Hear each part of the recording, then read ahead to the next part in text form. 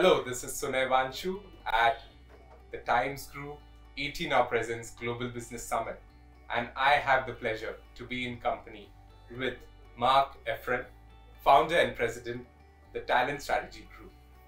It's a pleasure to have you here. It's great to be here with you. I look forward to our conversation. To start with, I would want to know, in terms of your company, what was that eureka moment for you? So how did the birth of the company really take place? The company really took place because I had been in consulting before, and I had always tried to present simple solutions. And my superiors had always said, don't go to the client with a simple solution. It'll make it seem like our job is easy and we won't make any money. And I thought, well, that's a horrible attitude. And so I wrote my first book from Harvard called One Page Talent Management. And I thought, well, Marc, if you think you know how to do talent management better than other people, go out and do it. See if it works or not. And that was really the moment of truth. And fortunately, talent was a hot topic and companies were interested in new, simpler solutions, and things have gone quite well since then. Wonderful. In the sense of Global Business Summit, this year we are following a theme of disruption, development, and diversification, the 3Ds. If I take the case scenario of your company, how would you picture all these three in the overall timeline?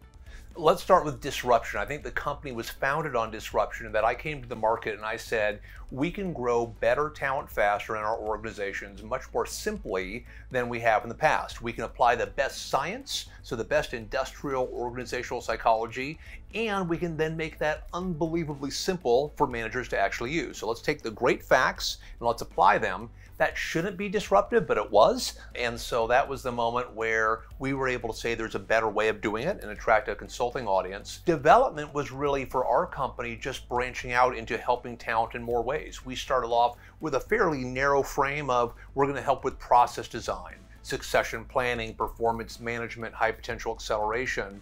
And we just kept expanding that to say we can solve more problems with the same approach.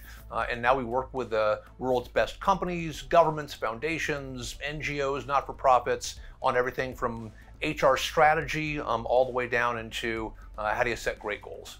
Marc, there's a huge requirement in today's world when it comes to resources, right? The overall business scenario is extremely competitive. I would want to understand from you as an expert, what are the strategies one could follow, an organization, to bring in the talent that is required at the rate that it is required? Yeah, I think there's two opportunities. I think bringing in the talent means you're creating a value proposition in your organization where people say, I know I can have a productive career there. Because we know that most people's attention spans, especially younger generations, they don't want to work somewhere for the rest of their life, but they want great quality experiences. And so now the employee value proposition has to be, here are all the experiences that we can give you that will allow you to grow faster at our company than you would anywhere else. And then once you get them inside, it is about what is that disciplined approach to growing them. We call it the talent production line. The mindset is we can grow talent with the same care and discipline that we produce any other product. And it means thinking through, what are we trying to build? So being clear about the types of talent that you need, making sure that you have a great assessment process. Not everybody can move forward fast. How do you separate out those who can do that? And then the actual production, how do you build people faster? And a lot of it is giving them the exact right experiences for the right amount of time and then moving them to the next one. So you can have a disciplined process around that. In too many companies, it's an accidental process. Maybe you get into that job, maybe you get into this job. The companies who build better talent faster say, we know what we're trying to build, we have a disciplined process for doing it, and we're going to make sure that people move through those paces. Wonderful. You're talking about growth. I want to put the subject growth into a different perspective, which is working from home and working from office. Since the pandemic, I think the overall world moved into a virtual environment of working. There are few which came back to offices, there are few which are still doing a hybrid mode, there are few who are working remotely. What are your take on that? Yeah, my thought is that a lot of the debate has been around productivity. I will simply give the productivity debate and say, yes, you're likely at least as productive at home, maybe +5, -5. I'm much more concerned about what I would call potential, meaning people who are promoted. Because you can be productive anywhere, but it's difficult to build relationships remotely. It's difficult to build relationships over Zoom or over Teams. And there's been some data that's come out recently that has shown that people who work in the office or work more frequently in the office are being promoted more quickly than those who don't. Now, if the people who don't work in the office are fine with that, that's okay. You'll have a group of haves and a group of have-mores. You know, haves work at home, they have good careers, they're engaged, they're paid fairly. The have-mores will do that in the office and build the types of relationships and trust with other people that allows them to be promoted. The only challenge comes when, if you're someone who works at home and you say, I'm upset about being promoted, and you haven't taken the time to build that relationship.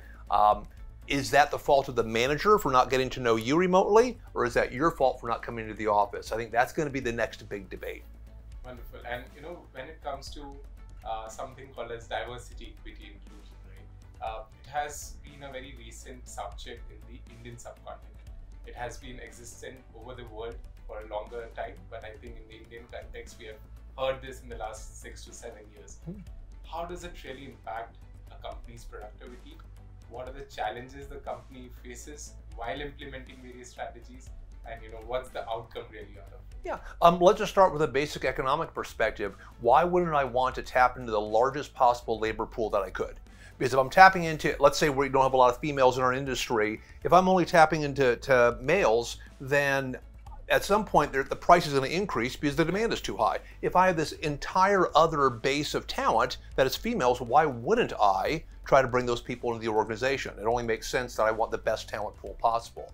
So I think part of it starts with just the rational economic argument. Why wouldn't I want this? You can have a social argument around it as well. I don't worry about that. I think it's a good thing to have diversity, but I think the economic argument is a more compelling one to many leaders. And I do think if for some reason you're bringing a gender or a race into a company who hasn't been there, you do need to think through how do we make sure that people work well together. A lot of that just comes from understanding. What I found traveling around the globe for 30 years is the more you understand people, the more your prejudices fade away. And so if everybody operates in their own little silos, then I'm not going to like that guy because he looks, you know, not like me. The more that we mix and integrate, it's much easier to understand different perspectives and to value people more easily. You know, I also want to put a question in a way that it's fill in the blanks. Okay. So in today's work environment, a leader needs to in the current scenario. So I'll leave that open for you to answer. Build better talent faster.